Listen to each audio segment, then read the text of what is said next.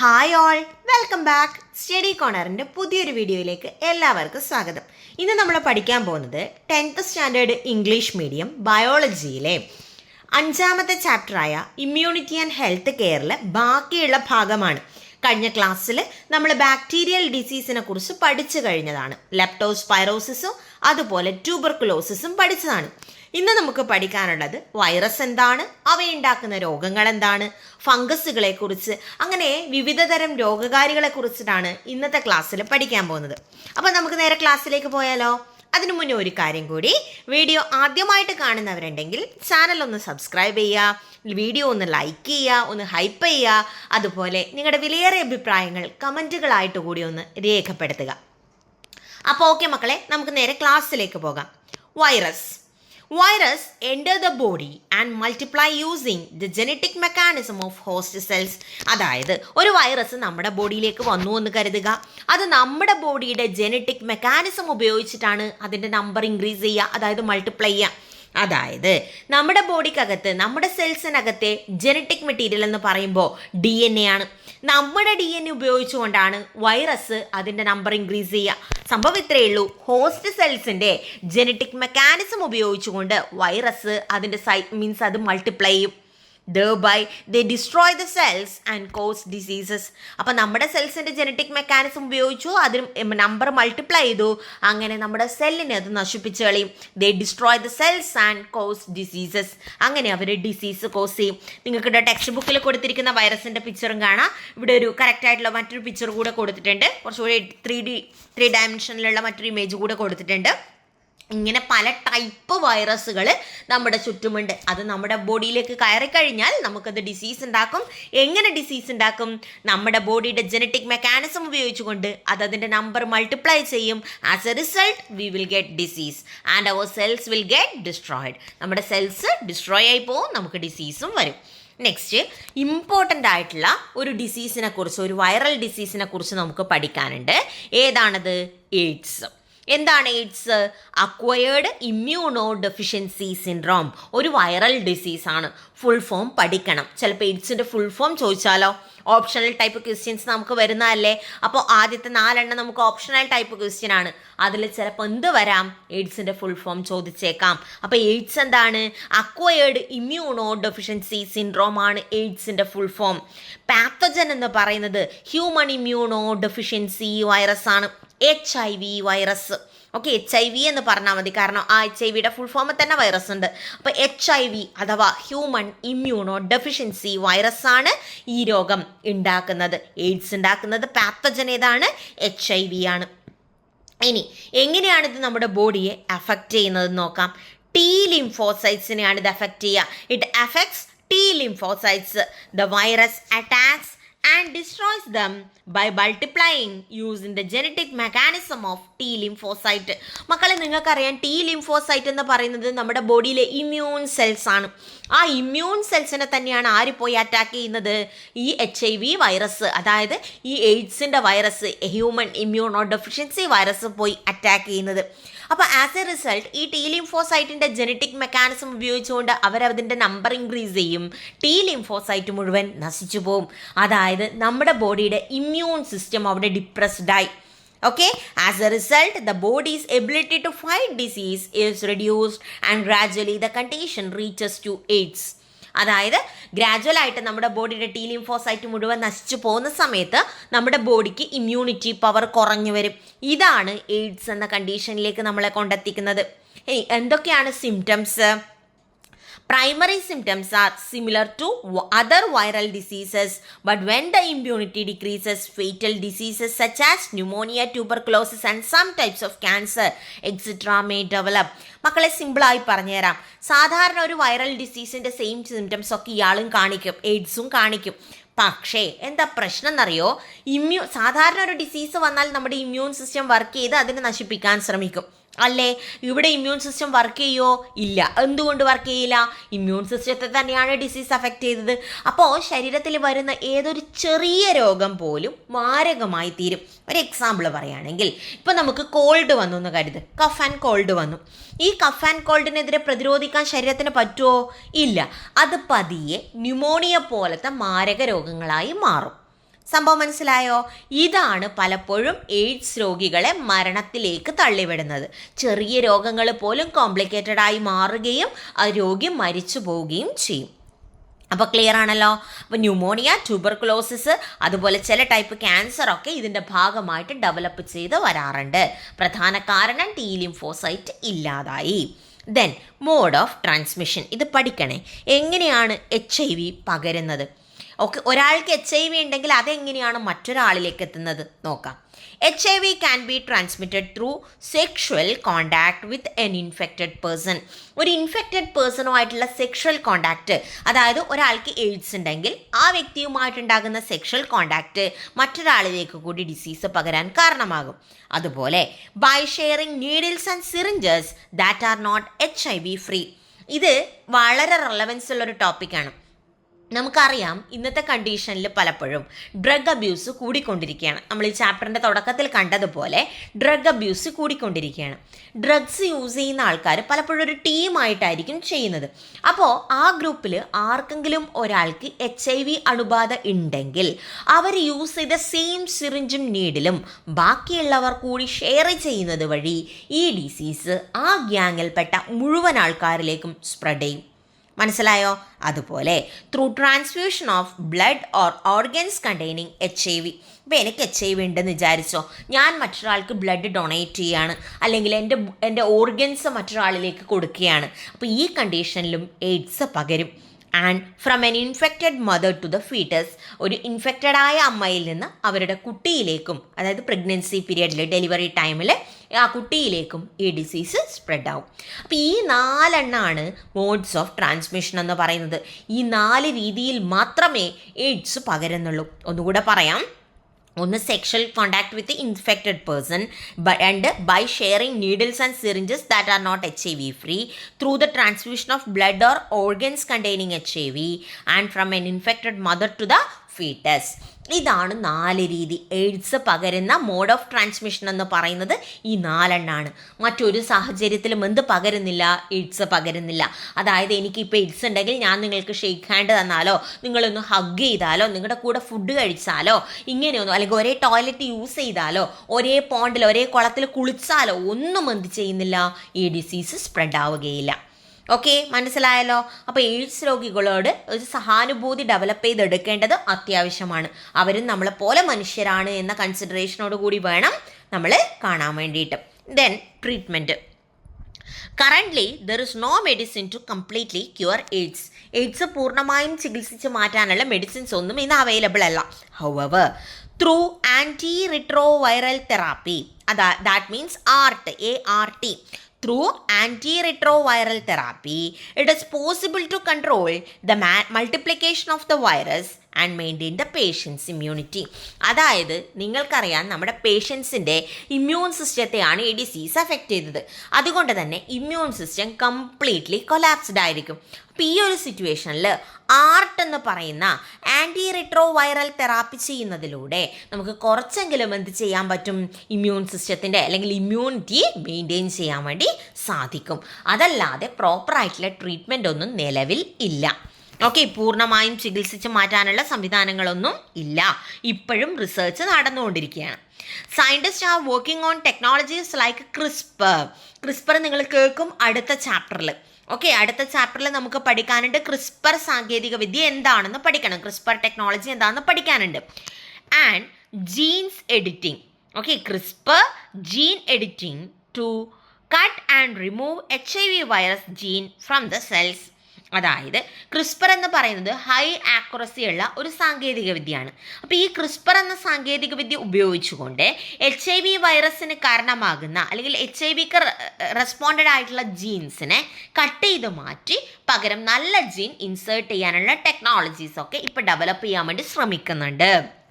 Okay, along with this, efforts are also underway to develop medicines that can activate and destroy the hidden HIV in the body. HIVക്കെതിരെ പ്രവർത്തിക്കാൻ പറ്റുന്ന medicines കൂടി develop ചെയ്തെടുക്കാൻ ഇന്ന് ശ്രമിച്ചുകൊണ്ടിരിക്കുകയാണ്. അങ്ങനെയാണെങ്കിൽ നമുക്ക് effective ആയിട്ടുള്ള ഒരു HIV വാക്സിൻ തന്നെ ഡെവലപ്പ് ചെയ്യാൻ വേണ്ടി സാധിക്കും എന്ന് പ്രതീക്ഷിക്കാം. ഓക്കെ, ഇതൊക്കെ പ്രതീക്ഷകളാണ്. ഓക്കെ, മനസ്സിലായല്ലോ. ഇപ്പോൾ കറൻ്റ്ലി ഇതൊന്നും ഇല്ല. സക്സസ്ഫുൾ ആയിട്ടുള്ള മറ്റു ട്രീറ്റ്മെൻറ്റ്സും കാര്യങ്ങളൊന്നും ഇല്ല. ആകെ ചെയ്യുന്നത് ആൻറ്റി റിട്രോ വൈറൽ തെറാപ്പിയാണ്. ഈ ആൻറ്റി റിട്രോ വൈറൽ തെറാപ്പി ചെയ്യുന്നതിലൂടെ അമ്മയിൽ നിന്ന് കുഞ്ഞിലേക്ക് പകരുന്ന ആ ഒരു പകർച്ചാ സാധ്യത ഇല്ലാതാക്കാൻ വേണ്ടി നമുക്ക് സാധിക്കും. മക്കളിതാ ഈ നമ്മുടെ ലാസ്റ്റ് സ്ലൈഡിലെ ഇത് കൃത്യമായി പഠിച്ചു വെക്കണേ. ബേസ് ചെയ്തുകൊണ്ട് ചോദ്യങ്ങൾ വരാം. ഇപ്പോൾ ചോദിക്കാൻ ഇത്രേ ചാൻസസ് ഉള്ളൂ. Pathogen, effects, symptoms, mode of transmission, treatment, ഇത്രയും കാര്യങ്ങളാണ് ചോദിക്കുക നിങ്ങളോട്. അപ്പം ഇതെല്ലാം ഒരുമിച്ച് ചോദിക്കുന്നല്ല, സാധ്യതയുള്ള ഭാഗമാണ്, പഠിച്ചു വെക്കണം. മനസ്സിലായല്ലോ? ഇനി അടുത്ത ഒരു വൈറൽ ഡിസീസാണ് നിപ്പ. വളരെയധികം കേട്ടുകേഴ്വിയുള്ളൊരു ഡിസീസാണ്. കാരണം നമ്മുടെ കേരളത്തിൽ തന്നെ കുറച്ച് ആൾക്കാർ മരിച്ചു പോയിട്ടുണ്ട് നിപ്പ വന്നിട്ട്, അല്ലേ? വൈറസൊക്കെ എന്ന് പേരുള്ള ഒരു സിനിമയൊക്കെ ഇറങ്ങിയിട്ടുണ്ട്, നിങ്ങൾ കണ്ടിട്ടുണ്ടാവും.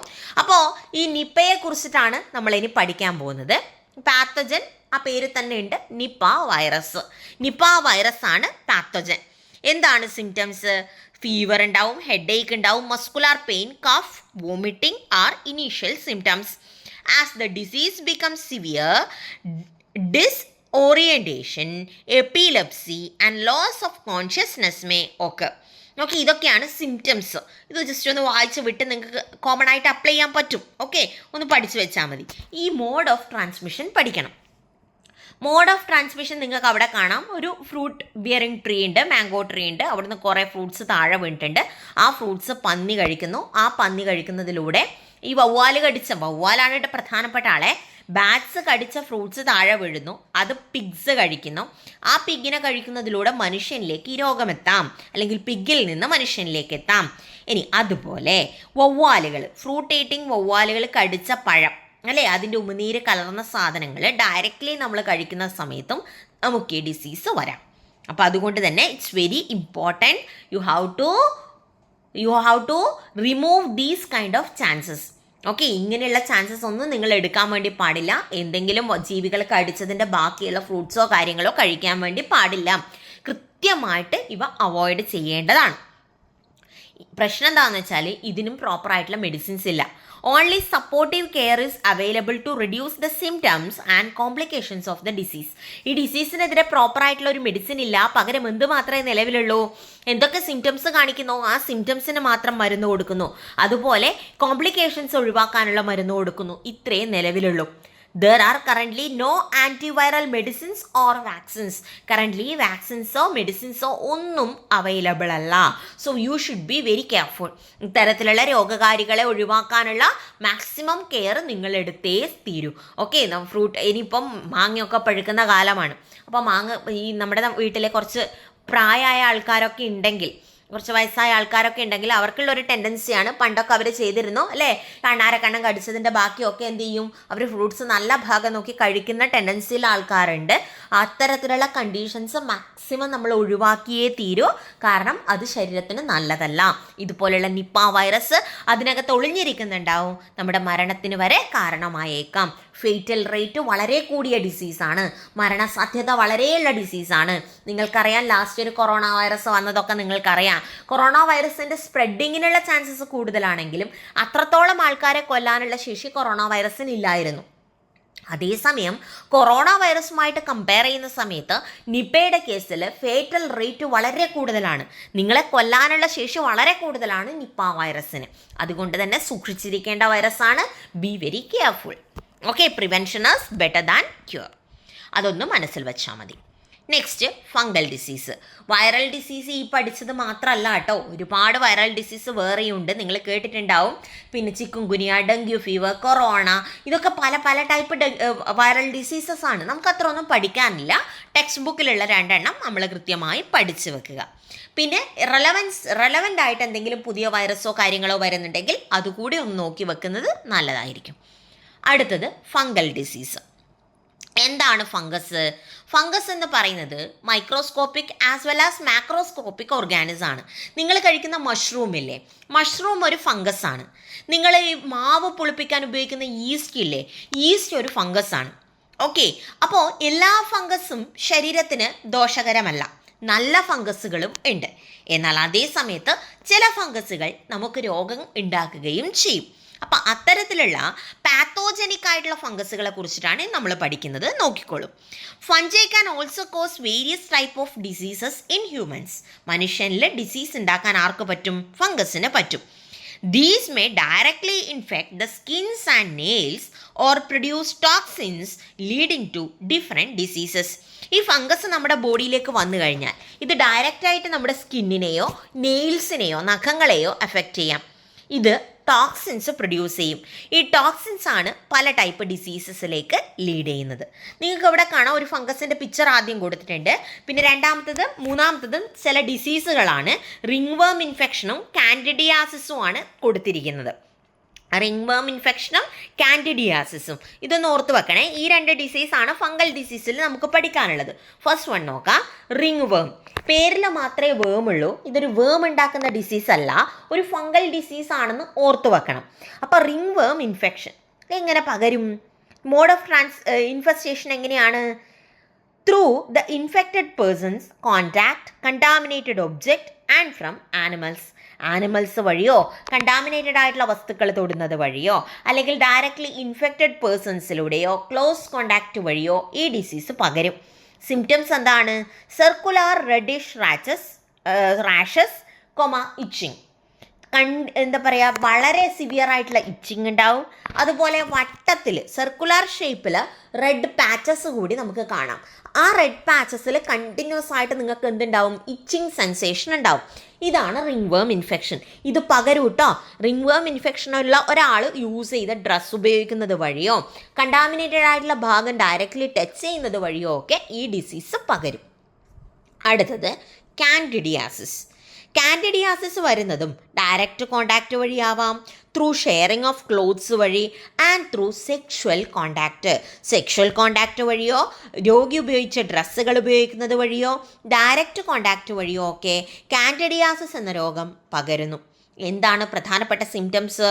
White patches in the mouth, itching, continuous ആയിട്ടുള്ള ഇച്ചിങ്ങും അതുപോലെ വായ്ക്കകത്ത് വൈറ്റ് കളറിൽ പാച്ചസ് കൂടി ആ ചിത്രത്തിൽ തന്നതുപോലെ വൈറ്റ് കളർ പാച്ചസ് കൂടി നിങ്ങൾക്ക് എന്തിൽ കാണാൻ പറ്റും? കാൻഡിഡിയാസിസ് വന്ന ഒരു രോഗിയിൽ കാണാൻ വേണ്ടി സാധിക്കും. ഈ 2 മാത്രമാണ് ഫംഗൽ ഡിസീസിൽ വരുന്നത്. റിംഗ് വേം infection as well as candidiasis ആണ് ഫംഗൽ ഡിസീസിൽ പഠിക്കാനുള്ളത്. ഈ ബോക്സ് കൃത്യമായി പഠിച്ചു വെച്ചോളൂ. കാൻഡിഡിയാസിസിൻ്റെയും റിംഗ് വേം ഇൻഫെക്ഷൻ്റെയും പിക്ചർ കൂടി നിങ്ങളുടെ മനസ്സിലിരിക്കട്ടെ. കാരണം പിക്ചർ ബേസ് ചെയ്ത് ചോദ്യങ്ങൾ ചോദിക്കും, ഉറപ്പാണ്. ഓക്കെ, അപ്പോൾ അതുകൊണ്ട് കൃത്യമായി ഓർത്തു വെക്കുക. Next, protozoa. വളരെ ഇമ്പോർട്ടൻ്റ് ആയിട്ടുള്ള മറ്റൊരാളാണ് പ്രോട്ടോസോവ എന്ന് പറയുന്നത്. They are unicellular eukaryotes. നിങ്ങൾ മുന്നേ ബാക്ടീരിയ പഠിച്ചിട്ടുണ്ട്. Bacterias are unicellular prokaryote. Bacteria prokaryote ആണെങ്കിൽ പ്രോട്ടോസോവ യൂക്കാരിയോട്ടാണ്. കാരണം അതിൻ്റെ ബോഡിക്കകത്ത് വളരെ കൃത്യമായിട്ടുള്ള ഒരു ന്യൂക്ലിയസ് പ്രസൻ്റ് ആണ്. Okay, so they are unicellular eukaryotes. ഓർത്ത് വെക്കണം, പ്രോട്ടോസോവ എന്ന് പറയുന്നത് എന്താണ്? യൂണിസെല്ലുലാർ യൂക്കാരിയോട്ടാണ്. Some protozoa infect the red blood cells. ചില പ്രോട്ടോസോവകൾ എന്തിനെ എഫക്റ്റ് ചെയ്യും? നിങ്ങളുടെ RBCയെ എഫക്റ്റ് ചെയ്യും. ഓക്കെ, ദേ വിൽ എഫക്റ്റ് അവർ RBC. എന്താണ് RBC? റെഡ് ബ്ലഡ് സെൽസ് ആണ് RBC എന്താണ്? റെഡ് ബ്ലഡ് സെൽസ് ആണ്. അപ്പം നമ്മുടെ RBCയെ ഇത് എഫക്റ്റ് ചെയ്യും. They multiply inside them and destroy them. RBCയുടെ ഉള്ളിൽ ഇത് മൾട്ടിപ്ലൈ ചെയ്യും, എന്നിട്ട് അത് റപ്ചർ ചെയ്യും. അതായത് RBC റപ്ചർ ആവും, RBC നശിച്ചു പോകും. Some others release harmful substances that effect the physiological activity. നമ്മുടെ ബോഡിയുടെ ഫിസിയോളജിക്കൽ ആക്ടിവിറ്റീസിനെ എഫക്റ്റ് ചെയ്യുന്ന ഹാംഫുൾ സബ്സ്റ്റൻസ് കൂടി ചില പ്രോട്ടോസോവകൾ പ്രൊഡ്യൂസ് ചെയ്യും. പ്രോട്ടോസോവ പ്ലാസ്മോഡിയം എന്ന ഒരു പ്രോട്ടോസോവയുടെ പിക്ചർ ഇവിടെ കൊടുത്തിട്ടുണ്ട്. ആ ചിത്രം ഒന്ന് നോക്കി വെച്ചോളൂ. ചിത്രം ബേസ് ചെയ്ത് ചോദ്യങ്ങൾ ചോദിക്കും, അതുകൊണ്ട് തന്നെ പഠിച്ചു വെക്കണം. പ്രധാനപ്പെട്ട ഒരു പ്രോട്ടോസോവൽ ഡിസീസാണ് മലേറിയ. പ്രോട്ടോസോവ എന്ന് പറയുന്നത് യൂണിസെല്ലുലാർ യൂക്കാരിയോട്ടാണ്. ഇതെന്തിനെ എഫക്റ്റ് ചെയ്യും? RBC എഫക്റ്റ് ചെയ്യും. RBCയുടെ അകത്ത് വെച്ചത് മൾട്ടിപ്ലൈ ചെയ്യും. RBC റപ്ചർ ചെയ്ത് പ്രോട്ടോസോവ പുറത്ത് വരും.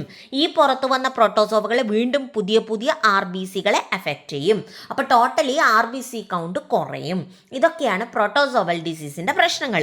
പ്രധാനപ്പെട്ട ഒരു പ്രോട്ടോസോവൽ ഡിസീസാണ് മക്കളെ മലേറിയ. ഓക്കെ, മലമ്പനി എന്നൊക്കെ നിങ്ങൾ കേട്ടിട്ടുണ്ടാവും. അതാണ് മലേറിയ. അപ്പോൾ മലേറിയ ഉണ്ടാക്കുന്ന പാത്തജൻ എന്ന് പറയുന്നത് ഒരു പ്രോട്ടോസോവയാണ്. ആ പ്രോട്ടോസോവയുടെ കൃത്യമായ പേര് നിങ്ങൾ പഠിച്ചു വെക്കണം, Plasmodium. Okay, Plasmodium is the pathogen. Malaria ഉണ്ടാക്കുന്ന പാത്തജൻ ഏതാണ്? പ്ലാസ്മോഡിയം എന്ന പാത്തജനാണ് മലേറിയ ഉണ്ടാക്കുന്നത്. Female anopheles mosquito transmit this pathogen from one person to another. മക്കളെ, എനിക്ക് മലേറിയ ഉണ്ടെന്ന് കരുത്. ഞാൻ നിങ്ങളുടെ അടുത്ത് നിന്ന് ക്ലാസ് എടുക്കുകയാണ്. അപ്പോൾ ഈ സന്ദർഭത്തിൽ എന്താ സംഭവിക്കുകയെന്നറിയോ? ഫീമെയിൽ അനോഫിലസ് മോസ്കിറ്റോസ് അവിടെ ഉണ്ടെങ്കിൽ ഈ ഫീമെയിൽ അനോഫിലസ് മോസ്കിറ്റോസ് എന്നെ കടിക്കും. എന്നെ കടിച്ച് നിങ്ങളെ വന്ന് കടിച്ചു കഴിഞ്ഞാൽ എന്നിൽ നിന്ന് പ്ലാസ്മോഡിയം എന്ന പാത്തജൻ നിങ്ങളിലേക്ക് എത്തും. അപ്പം നിങ്ങൾക്ക് എന്ത് വരും? മലേറിയ വരും. ഇതാണ് മോഡ് ഓഫ് ട്രാൻസ്മിഷൻ. ഇത് നിങ്ങൾ സ്ഥിരമായി തെറ്റിക്കുന്ന ടൈപ്പ് ചോദ്യമായിരിക്കും ഇവിടുന്ന് ചോദിക്കുക. ഏതാണ് മലേറിയയുടെ പാത്തജൻ എന്ന് ചോദിക്കും. നിങ്ങൾ എടുത്ത വായിക്ക് ഉത്തരം എഴുതും. ഏത്? ഫീമെയിൽ അനോഫിലസ് മോസ്കിറ്റോ എന്ന്. ഫീമെയിൽ അനോഫിലസ് മോസ്കിറ്റോ ഒരിക്കലും പാത്തജൻ അല്ല. ട്രാൻസ്മിറ്റിംഗ് ഏജൻ്റാണ്, വെക്ടേഴ്സാണ്. ഓക്കെ, തെറ്റിക്കരുത്. ഇങ്ങനെ എടുത്ത് പറയുന്ന സാധനങ്ങൾ കുട്ടികളെ തെറ്റിച്ച് കാണാറുണ്ട്. അതുകൊണ്ടാണ് വീണ്ടും വീണ്ടും പറയുന്നത് ഇത് തെറ്റിക്കരുത്. കാരണം ചോദ്യമുണ്ടാകും, പാത്തജൻ ഏത്, മലേറിയയുടെ പാത്തജൻ ഏത് എന്ന് ക്വസ്റ്റ്യൻ ഉണ്ടാവും. എന്നിട്ട് ചിലപ്പോൾ ഓപ്ഷൻസ് തരുന്ന ടൈപ്പ് ആണെങ്കിൽ പ്ലാസ്മോഡിയോ അവിടെ കിടക്കും, ഫീമെയിൽ അനോഫിലസ് മോസ്കിറ്റോയും അവിടെ ഉണ്ടാവും. നിങ്ങൾ എടുത്ത വായിക്ക് ഉത്തരം എഴുതും ഫീമെയിൽ അനോഫിലസ് മോസ്കിറ്റോ. അങ്ങനെ ചെയ്യരുത്, തെറ്റിക്കരുത്. ഇത് ചോദ്യ സാധ്യതയുള്ളതാണ്. പ്ലാസ്മോഡിയമാണ് കറക്റ്റ് ആൻസർ. പ്ലാസ്മോഡിയം എന്ന പ്രോട്ടോസോവയാണ് മലേറിയ ഉണ്ടാക്കുന്നത്. തെറ്റിക്കാതെ എഴുതണം. ഓക്കെ, ഇത്രയും മനസ്സിലായോ? അപ്പോൾ ഫീമെയിൽ അനോഫിലസ് മോസ്കിറ്റോ എന്താ ചെയ്യുക? ഫീമെയിൽ അനോഫിലസ് മോസ്കിറ്റോസ് ഈ രോഗം ട്രാൻസ്മിറ്റ് ചെയ്യും. എനക്കുണ്ടെങ്കിൽ അത് നിങ്ങളിലേക്ക് കൊണ്ടുതരും. മനസ്സിലായോ? അപ്പോൾ പ്ലാസ്മോഡിയാണ് pathogen. Transmitting agents female anopheles mosquito. മാറിപ്പോകരുത്, മറന്നുപോകരുത്. ഇനി എങ്ങനെയാണ് ഡിസീസ് പകരുന്നതെന്ന് കൃത്യമായി ഇവിടെ കൊടുത്തിട്ടുണ്ട്. നോക്കിക്കോ. പ്ലാസ്മോഡിയം കൊതുക് കഴിക്കുന്നത് വഴി നിങ്ങളുടെ ബോഡിയിലേക്ക് എത്തും. Plasmodium reaches the body. എന്നിട്ട് അത് നിങ്ങളുടെ ലിവറിലേക്ക് പോകും. ലിവർ എന്നത് മൾട്ടിപ്ലൈ ചെയ്യും. നിങ്ങളുടെ ലിവർ RBCനെ അത് അഫക്റ്റ് ചെയ്യും. RBCക്കകത്ത് വെച്ച് അത് വീണ്ടും വീണ്ടും പെരുകും, മൾട്ടിപ്ലൈ ചെയ്യും. അതിൻ്റെ റിസൾട്ടായിട്ട് ഫൈനലി RBC പൊട്ടി ഇത് പുറത്ത് വരും. എപ്പോഴാണോ RBC പൊട്ടുന്നത് അപ്പം നിങ്ങൾക്ക് സിവിയർ ആയിട്ടുള്ള ഷിവറിങ് ആൻഡ് ഫീവർ ഉണ്ടാവും. ഓക്കെ, പനിച്ചു വിറക്കും. Okay, and destroy the red blood cells. Red blood സെൽസിനെ RBCനെ റപ്ചർ ചെയ്യുന്നു. അങ്ങനെ നിങ്ങൾക്ക് പനിയും വിറയലും ഉണ്ടാകുന്നു. ഷിവറിങ്, ഹെവി ഷിവറിങ് ആയിരിക്കും ഇതിൻ്റെ പ്രധാനപ്പെട്ട ഒരു സിംറ്റം. ഫീവറും ഷിവറിങ്ങും. സംഭവം മനസ്സിലായോ? ഫീമെയിൽ അനോഫിലസ് മോസ്കിറ്റോൻ്റെ ചിത്രം അവിടെ കൊടുത്തിട്ടുണ്ട്. ഫീമെയിൽ അനോഫിലസ് മോസ്കിറ്റോസ് ആണ് ട്രാൻസ്മിറ്റിംഗ് ഏജൻസ്. അപ്പോൾ പ്ലാസ്മോഡിയം ബോഡിയിലേക്ക് എത്തുന്നു. ഫീമെയിൽ അനോഫിലസ് മോസ്കിറ്റോസ് കടിക്കുന്നത് വഴി നിങ്ങളുടെ ലിവറിൽ പോകും. RBCക്കകത്ത് വെച്ചത് മൾട്ടിപ്ലൈ ചെയ്ത് നമ്പർ അതിൻ്റെ ഇൻക്രീസ് ചെയ്യും. ദെൻ RBC റപ്ചർ ചെയ്യും. ഇത് നമ്മുടെ ബോഡിയിൽ എല്ലാ ഭാഗത്തേക്കും വ്യാപിക്കും. വീണ്ടും വീണ്ടും സെയിം പ്രോസസ്സ് റിപ്പീറ്റ് ആവും. അങ്ങനെ നമ്മുടെ ബോഡിയിൽ കുറേ സിംറ്റംസ് കാണിക്കാൻ വേണ്ടി തുടങ്ങും. നോക്കിക്കോളൂ, എന്തൊക്കെയാണ് സിംറ്റംസ്?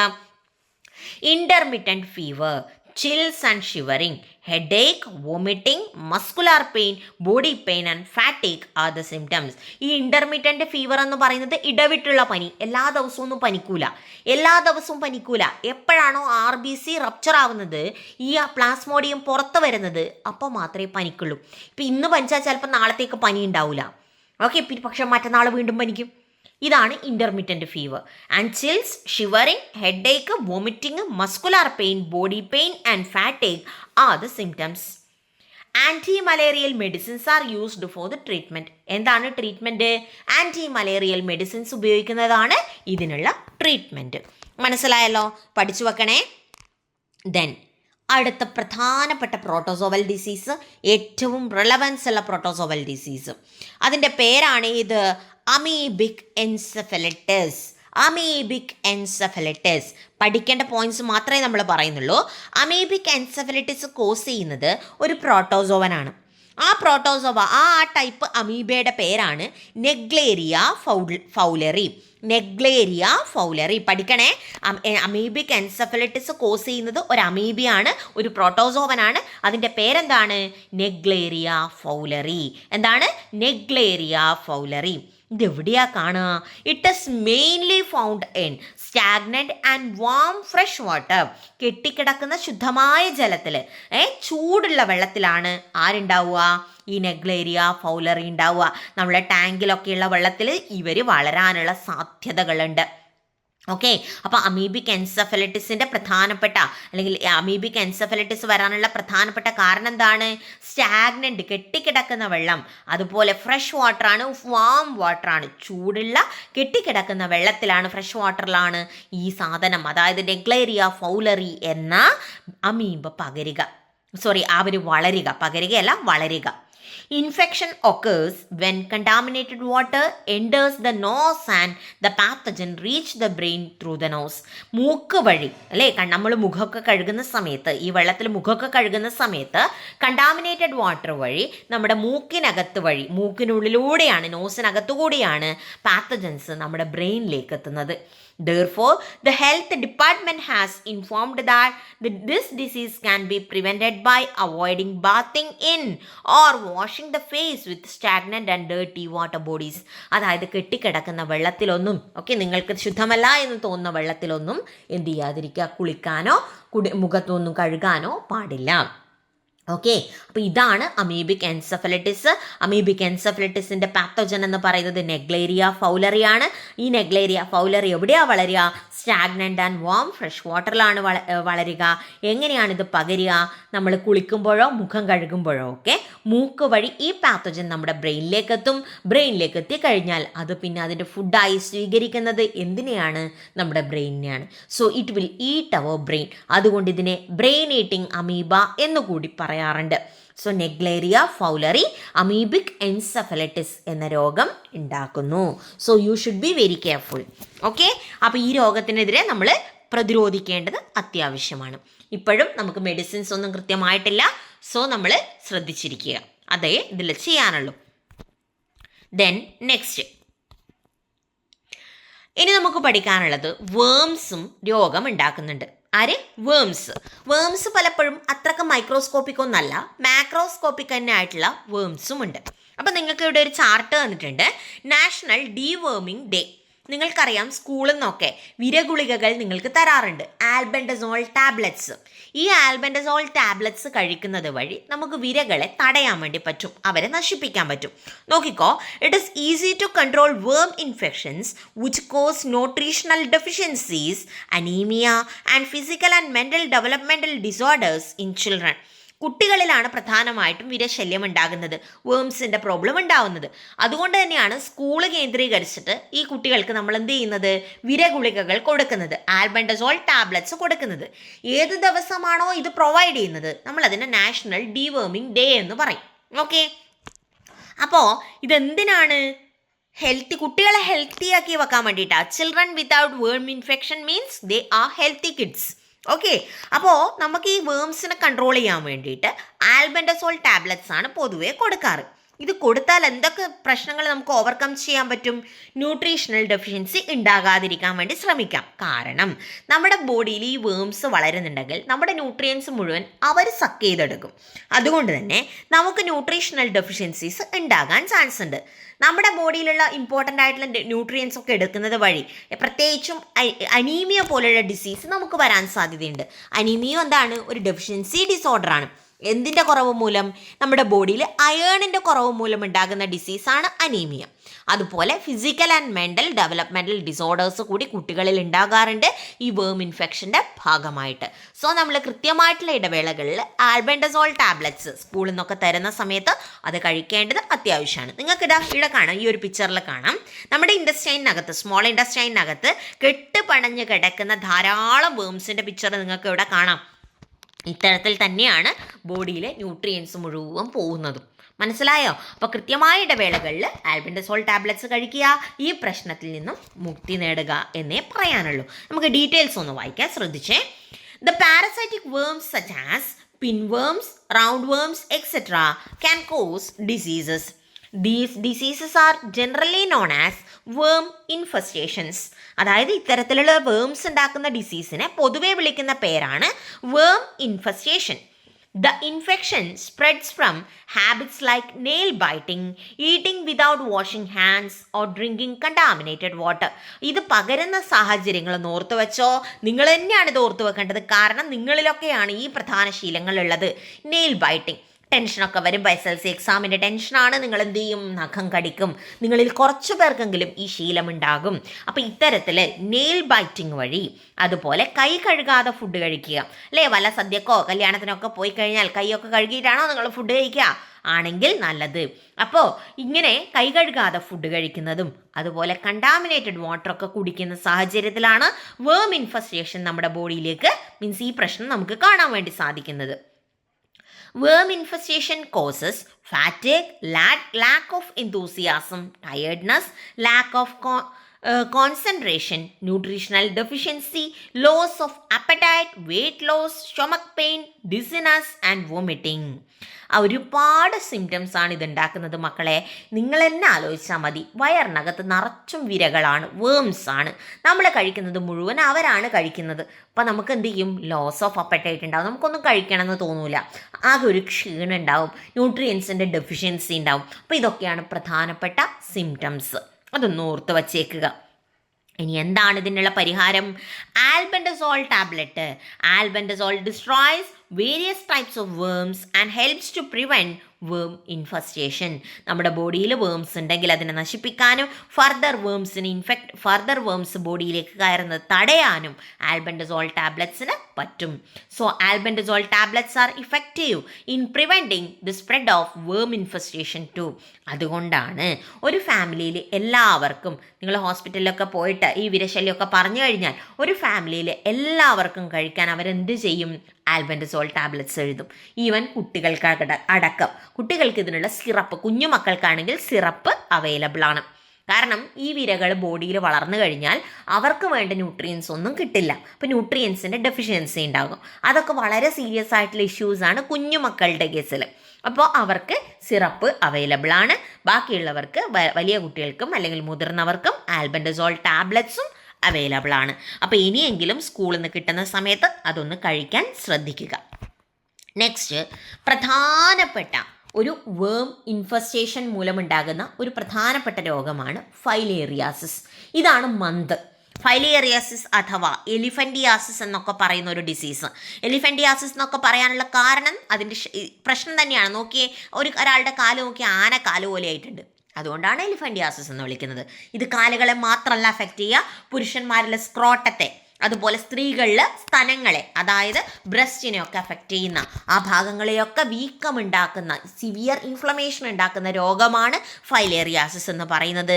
കൊസേറ്റീവ് ഏജൻറ്റിന് ഇവിടെ കൊടുത്തിട്ടുണ്ട്, ഫൈലേറിയൽ വേംസ്. ഫൈലേറിയൽ വേംസ് ആണ് ഡിസീസ് ഉണ്ടാക്കുന്നത്. ആര് പരത്തും, ആര് സ്പ്രെഡ് ചെയ്യും ഈ ഡിസീസിനാ? ക്യൂലെക്സ് മോസ്കിറ്റോസ് സ്പ്രെഡ് ചെയ്യും. ക്യൂലെക്സ് മോസ്കിറ്റോസ് ആണ് ഈ രോഗം സ്പ്രെഡ് ചെയ്യിക്കുന്നത്. അപ്പോൾ filariasis occurs when filarial worms lodge in the lymphatic vessels and obstruct the normal flow of lymph. മക്കളെ, നിങ്ങളുടെ ബോഡിയിൽ ലിംഫാറ്റിക് സിസ്റ്റം ഉണ്ട്. കുറേ ലിംഫ് നോഡ്സും കുറേ ലിംഫ് വെസൽസും ഒക്കെ ഉണ്ട് ഇല്ലേ? കുറേ കാപ്പിലറീസ് പോലത്തെ ഭാഗങ്ങളുണ്ട് ലിംഫ് ഒഴുകുന്നത്. അപ്പോൾ ഈ ലിംഫ് ഒഴുകുന്ന ലിംഫ് നോഡ്സിലും ലിംഫ് വെസൽസിലുമാണ് ആര് പോയി താമസിക്കുക? ഫൈലേറിയൽ വേംസ് പോയി താമസിക്കുക. ഫൈലേറിയൽ വേംസ് അവിടെ പെരുകും, മൾട്ടിപ്ലൈ ചെയ്ത് ഒരുപാടെണ്ണമായി മാറും. ഇങ്ങനെ ആവുന്ന സമയത്ത് ലിംഫിന് കൃത്യമായി ഫ്ലോ ചെയ്യാൻ പറ്റാത്തൊരവസ്ഥ വരും. അതിൻ്റെ ഭാഗമായിട്ട് ലിംഫ് നോഡ് അവിടെ ബ്ലോക്ക് ആവും. ഫർദർ ലിംഫിൻ്റെ മൂവ്മെൻറ്റ് തടസ്സപ്പെടും, ഫ്ലോ തടസ്സപ്പെടും. ആ ഭാഗം വീങ്ങും, ലിംഫ് കെട്ടിക്കിടന്ന് ആ ഭാഗം വീങ്ങും. ഇതാണ് ഫൈലേറിയാസിസ്. ഒന്നുകൂടെ പറയാം. Filariasis occurs when the filarial worms lodge in the lymphatic vessels and obstruct the normal flow of lymph. ലിംഫിൻ്റെ നോർമൽ ഫ്ലോ തടസ്സപ്പെട്ടു. Female culex mosquitoes transmit these pathogens from one person to another. എനിക്ക് മന്തുണ്ടെങ്കിൽ എന്നിൽ നിന്ന് അത് നിങ്ങളിലേക്ക് എത്തിക്കുന്ന agent ആരാണ്? ഫീമെയിൽ ക്യൂലക്സ് മോസ്കിറ്റോസ് ആണ്. മാറിപ്പോകരുതേ. നേരത്തെ പഠിച്ച അനോഫിലസുമായിട്ട് മാറരുത്. അനോഫിലസ് ഉണ്ടാക്കുന്നതും അനോഫിലസ് സ്പ്രെഡ് ചെയ്യുന്നത് മലമ്പനിയാണ്, അതായത് മലേറിയ ആണ്. അതേസമയത്ത് ക്യൂലക്സ് മോസ്കിറ്റോസ് സ്പ്രെഡ് ചെയ്യുന്നത് എലിഫന്റിയാസിസ് അല്ലെങ്കിൽ ഫൈലേറിയാസിസ് ആണ്. ഈ ഫൈലേറിയൽ വേംസിന് ഒരു സയൻറ്റിഫിക് നെയിം ഒക്കെ ഉണ്ട്, നിങ്ങൾക്കതിപ്പോൾ വേണ്ട, എങ്കിലും ടീച്ചറൊന്ന് പറയാം. വുച്ചറേറിയ ബാങ്ക്രോഫ്റ്റി. വുച്ചറേറിയ ബാങ്ക്രോഫ്റ്റി ആണ് ഫൈലേറിയൽ വേംസ്. ഇവരാണ് ഫൈലേറിയാസിസ് ഉണ്ടാക്കുന്നത്. When a mosquito bites, the larvae of the worms enter the bloodstream. They grow and reach the lymphatic vessels and settle there. ഇത് ഒരു കൊതുക് നമ്മളെ കടിക്കുമ്പോൾ, ക്യൂലക്സ് മോസ്കിറ്റോസ് നമ്മളെ കടിക്കുമ്പോൾ, അതായത് ഒരു മന്ത് രോഗിയെ കടിച്ചിട്ട് നമ്മളെ വന്ന് കടിക്കുന്ന സമയത്ത് ഈ ഫീമെയിൽ ക്യൂലക്സ് മോസ്കിറ്റോസിൻ്റെ ബോഡിയിൽ എന്തുണ്ടാവും? ഈ ഫൈലേറിയൽ വേംസ് ഉണ്ടാവും. വളരെ സ്മോളാണ്. ഇത് നമ്മളെ കടിക്കുമ്പോൾ നമ്മുടെ ബോഡിയിലേക്ക് എത്തും. ഇത് നമ്മുടെ ബ്ലഡ് സ്ട്രീമിലേക്ക് കയറും. അവിടെ വെച്ച് ഇത് വളരും. ഫൈനലി ലിംഫാറ്റിക് വെസൽസിലേക്ക് വന്ന് സെറ്റിലാവും. അവിടെ വെച്ച് ഇതിൻ്റെ ഫർദർ ഗ്രോത്ത് നടക്കും, മൾട്ടിപ്ലിക്കേഷൻ നടക്കും, കുറേ എണ്ണാവും. As a result lymphatic fluids accumulates. Lymph അവിടെ കെട്ടിക്കിടക്കും. And over time body parts such as legs, arms, genital organs become excessively swollen and enlarged. Okay, നിങ്ങൾക്ക് കാണാം ഇവിടെ ഭീകരാവസ്ഥ. ഓക്കെ, അപ്പോൾ ഇതാണ് ഫൈലേറിയാസിസ്. മനസ്സിലായോ? അപ്പോൾ ഇത്രയാണ് വേംസ് ഉണ്ടാക്കുന്ന ഡിസീസ്. ഫൈലേറിയാസിസ് മാത്രമേ പഠിക്കാനുള്ളൂ. ഇപ്പം നമ്മുടെ ഡിസീസസ് എന്ന ഭാഗം, അതിൽ തന്നെ കമ്മ്യൂണിക്കേറ്റീവ് ഡിസീസ്, സ്പ്രെഡ് ചെയ്യുന്ന ഡിസീസ് കംപ്ലീറ്റ് ആയിട്ടുണ്ട്. ഇനി അടുത്ത ക്ലാസ്സിൽ നമ്മൾ നോൺ കമ്മ്യൂണിക്കബിൾ ഡിസീസ്, അതായത് ക്യാൻസർ പോലത്തെ ഡിസീസസ് ഉണ്ട്, കുറേ ലൈഫ് സ്റ്റൈൽ ഡിസീസസ് ഉണ്ട്. ഇവയൊന്നും എന്ത് ചെയ്യില്ല, ഒരാളിൽ നിന്ന് മറ്റൊരാളിലേക്ക് സ്പ്രെഡ് ചെയ്യില്ല. അപ്പോൾ അത്തരത്തിലുള്ള ഡിസീസുകളാണ് നമുക്കിനി അടുത്ത ക്ലാസ്സിൽ പഠിക്കാനുള്ളത്.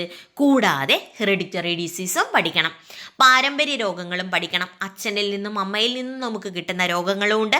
അപ്പോൾ അത്തരത്തിലുള്ള ഹെറിഡിറ്ററി ഡിസീസും നമുക്ക് അടുത്ത ക്ലാസ്സിൽ പഠിക്കാം. അപ്പോൾ ഇത്രയും ഒന്ന് പഠിച്ച് റെഡിയാക്കി വെക്കുക. വീഡിയോസ് ആദ്യമായിട്ട് കാണുന്നവരാണെങ്കിൽ ചാനൽ ഒന്ന് സബ്സ്ക്രൈബ് ചെയ്യുക. അതുപോലെ തന്നെ നിങ്ങളുടെ അഭിപ്രായങ്ങൾ ടീച്ചറൊന്ന് അറിയിക്കുക കമൻറ്റുകളായിട്ട്. വീഡിയോ ഒന്ന് ലൈക്ക് ചെയ്യുക, ഹൈപ്പ് ചെയ്യുക. അപ്പോൾ അടുത്ത ക്ലാസ്സിൽ നമുക്ക് വീണ്ടും കാണാം മക്കളെ. അതുവരേക്കും ഗുഡ് ബൈ.